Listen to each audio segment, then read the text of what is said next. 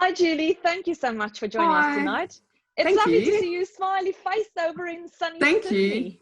Thank you. Oh, it's not that sunny at the moment. It's a bit cold, and it's evening. So yeah, but So give us an idea of what the typical Sydney winter's day looks like. it's actually quite nice. Typically, it's not that cold. Well, if you compare it to the likes of Melbourne or Canberra, it's normally a sort of 19-degree day, where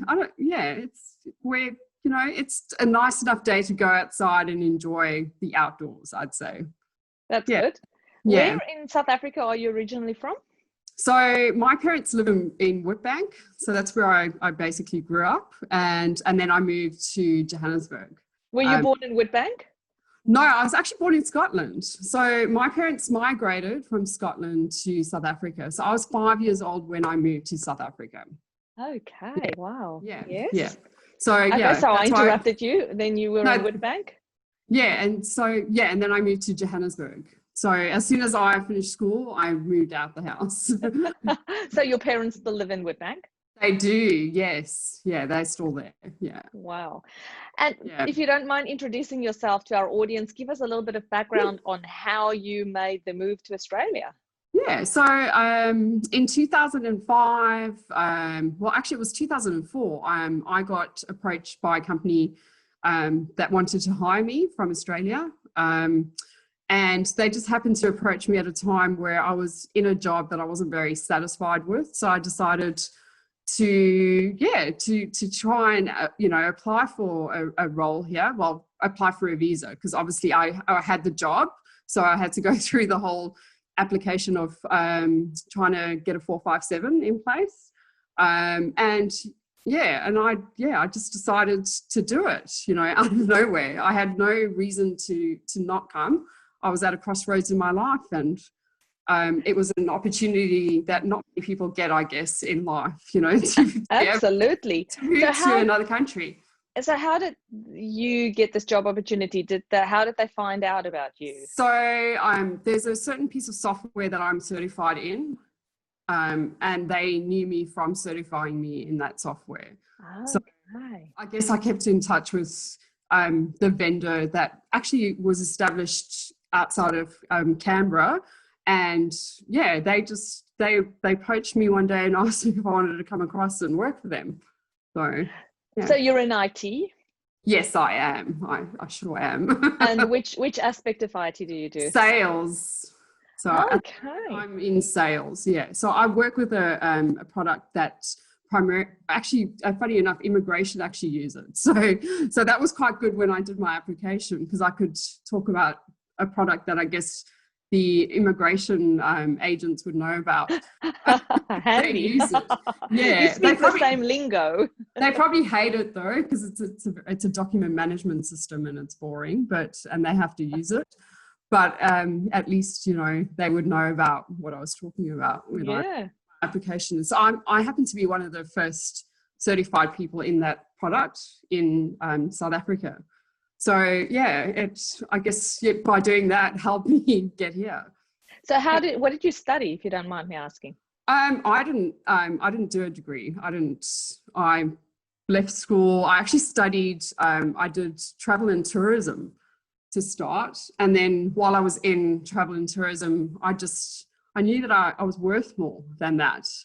And I ended up working for a recruitment company in South Africa, and then I recruited myself to a job in IT. And then from there I just excelled.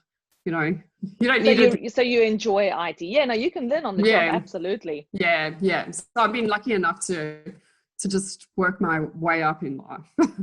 That's great. Well, there's no reason why you shouldn't. If you've got the capability and the interest and the willpower, absolutely go for it. And you basically worked your way into Australia as well, because if you hadn't excelled in that role, the Australian company would not have, or the Australian employer, shall I say, would not have offered to get you across. So did they do the application for you, the visa application? So they did their side, but I obviously had to do my side. So they did. So there's two sides to the application. There's your individual side, and then there's employee side, where they, I guess, have to prove that they need your skills, because they need to obviously not employ somebody that they can fulfill that role with, you know, outside of Australia. So yeah. And how old were you when you came across? 29, so pretty late, like, to make that decision, because most people do that, you know, travel to the UK at 20 something, you know, or, you know, outside of school. So I left it quite late. Yeah. And you moved straight to Sydney? No. So what I did was the role that I moved to was Canberra. So I moved there. I lived there for 2 years, I think 2.5 years. And then I moved, I changed jobs and moved to Melbourne. And I lived in Melbourne for 10 years. And I've just recently moved to Sydney. So I've been here for about 1.5 years. Yeah. Which city of those three do you prefer? I definitely don't like Canberra. That would be my advice to anybody moving. If you can, try and avoid Canberra. Don't tell the Canberrans I said that, though. Melbourne, I loved. And I think because I lived in Melbourne for 10 years, I established really good friendships there. And I met my partner there. So I love Melbourne, but I'm enjoying the life here in Sydney because the weather is better. And yeah, we like being outdoors. We're outdoors a lot. We have a boat, so we're on the water. That type of life is a lot better here than it is in Melbourne. Yes, I can imagine being on the water in Sydney. It's a better idea than down in Melbourne. Although that said, it can get really warm in Melbourne, but it's almost like those extremes. It's either really warm or really cold. Yeah, you've got to learn how to layer your clothes when you live in Melbourne. That's one thing that you do learn. So and carry your umbrella, or as they would say here, your brolly. Your brolly. Yeah, but I personally, I think people in Melbourne are, and I don't know why they say that, and why I feel that, but people in Melbourne are really friendly. So it's a really friendly. Yes, yeah. Very open to different nationalities, and I found that when I moved. So how did you settle in when you first moved over to Melbourne? How did you find friends and get that sense of community? So is that Melbourne or when I moved to Canberra? Sorry, Canberra. Yeah. So Canberra, that was a bit of a battle. Like I felt, it's weird. I felt like I stuck out even though I looked like everybody else. I think it was when, as soon as I opened my mouth, I felt completely different to everybody else. It took a while. I found most of the people through work situations, I'd say, but in Canberra, it's a very fly in, fly out type city. So it's very different to any other city. It's probably one of the hardest cities to try and establish friendships. But once I did, and it took a little bit of time, you know, I was fine. I even did things that I'd never imagined that I'd do, like internet dating, just to, you know, to try and meet people. And I met an awesome South African guy actually through that, and we still keep in touch. So yeah, you can meet friends through, you know, sort of different avenues, I'd say. Yes. Oh, absolutely. And as you say, you know, you pretty much try anything at that point in time because you're desperate. You have to put yourself out there. So I had this rule that if I was invited to something, even if I didn't want to go because there may be somebody else that's there. So I might not like the people that are inviting me, but there may be somebody else that's there that, that I meet and I have similar interests with. So you really have to put yourself out there. And so then when you moved to Melbourne, you pretty much had to do the same thing all over again. Yes, I did. But I was pretty lucky though, because about a month into moving there, I met my partner. So I ended up meeting all of his friends, which made life completely... Yes, handy. Yes, it did. And is he Aussie? Yes, he is. Yes. Yeah. Full on. Yeah, so he was born and bred in Melbourne. Yeah. And you're now in Sydney. Where is he? He's in Sydney too. So we both moved there. Yeah. No long distance relationships. Pardon? No long distance relationship. No. So I met him in Melbourne and we lived together in Melbourne and then we moved together. Yeah. Okay. All right. Yeah. And tell me a little bit about how you find the Australian work culture. How does it compare to South African work culture? I think I would say it's a bit more relaxed in my industry. I don't think it's a little more relaxed. Like you start work a lot later. I remember in South Africa, I used to, I think, start work at 7:30 or something ridiculous. Whereas these days I tend to start work at 9 o'clock in the morning. I can't imagine actually getting to work that early. And it's just, I don't know, people are more, I don't want to sound negative, but I just find it's more accepting, and it's more, what's the word? It just seems Open? less, it's not stressful. I mean, don't get me wrong, work is stressful, but it's not, people are more open to your suggestions. It's just, I really enjoy it. I don't know how to wrap that all up into what a bit more relaxing. Yeah. And people are more open to open to hearing your suggestions. I think I was a bit more scared working in South Africa for some reason, a bit more scared to have an opinion, Yeah. Maybe it was, just being a woman, had something to do with it, with the South African ways are a little different. I don't know. Yeah. Interesting. Yeah, no, I find the same pretty much. That Australians are very open to hearing, regardless of your age or your color or your gender. They're very amenable to your opinion.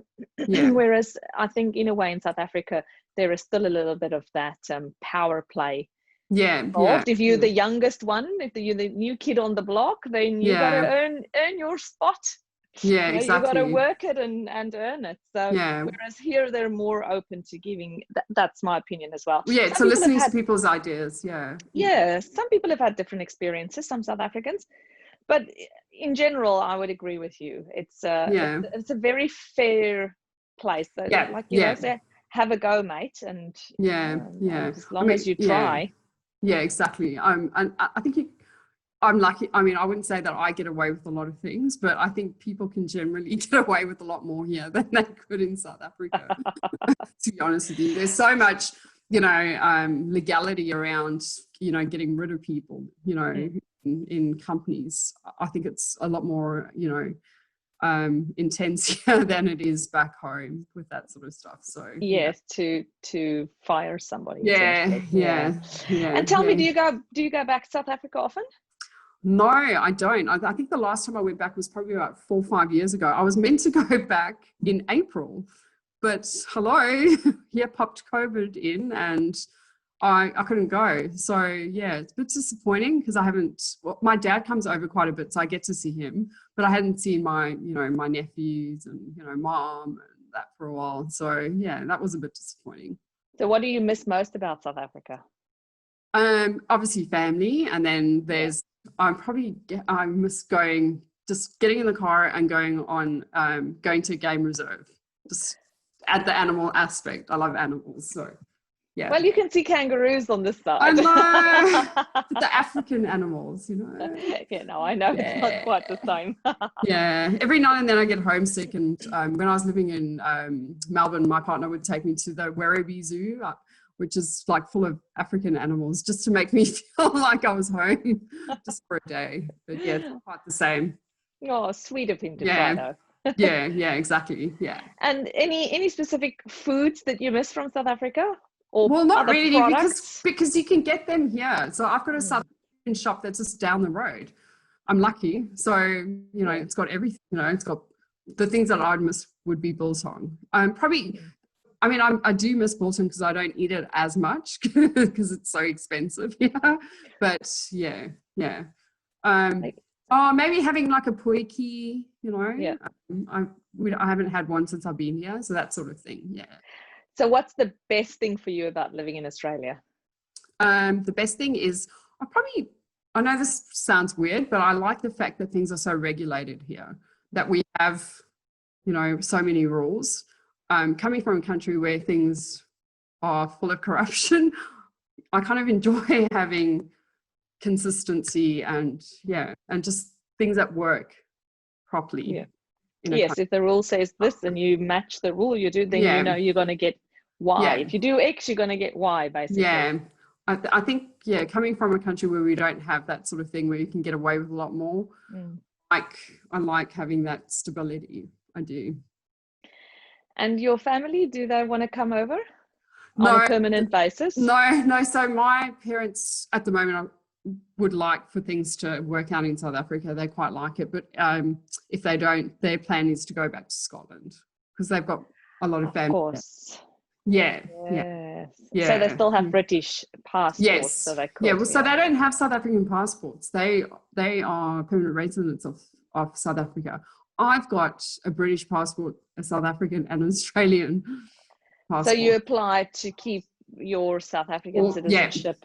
And so that's interesting. I know about dual citizenship, but it's not often that you get three citizenships together. So I've got three. Lucky you can choose. It's expensive though, because I've got to, make sure that I keep them all up to date. Yes, it's basically when the passport renewals come up that comes into play. Yes. Yeah. It's really great hearing from you, Julie. If there's any specific advice that you would like to give to South Africans who are considering maybe should they come, shouldn't they come, what would you say? I guess the advice that I'd give to people my advice would be more when you are here is to make sure that you go to those things that you get invited to. You also try and, make friends with Australians. I find a lot of South Africans come here and they tend to stick to South Africans. They don't really get involved in Australian life. I'm quite lucky that way because most of my friends are Australian. They're not South African, and I think that's helped me a lot. The other thing that I would recommend is that when you do come on, say, a 457, for example, don't wait to get your permanent residency. Make sure that you do it when you can do it and do it immediately because, because things can happen. Like I had a 457 and I lost my job and then I had to apply for another job. And I could have actually applied for my permanent residency with the first 457. So I made my life more complicated. So just make sure you know the rules of your visas, for example, so that you can make sure that you're on top of, when you can actually apply for things and go ahead with things. Those would probably be my little imparting advice. It's very good pieces of advice because it can make a difference between either getting into Australia or not, because the rules change in Australia. They change so often that if you are eligible to apply for permanent residency today, it doesn't mean you'll be able to do it tomorrow. Exactly. Yeah. Thank you so much for sharing your story. It's been really good to hear from you. No worries. And it's nice to see that you're having such a ball over on the east coast of Australia and you're literally settling in and becoming almost a wallaby by the I know. I think it. A lot of people don't even think that I sound South African anymore. For me, you sound very South African, but for the South Africans, you will probably sound very Australian. There will be some Australian accents. And especially the things that I say and how I say them, it's quite Aussie-fied, I guess. So I think it's really lovely. And thank you. Again, thanks for sharing your story. There will be somebody that will find enlightenment in what you've said. I hope so. I mean, it's been the best thing that I've ever done. I completely encourage anybody else to do it. I mean, I wouldn't have the opportunities that I have today.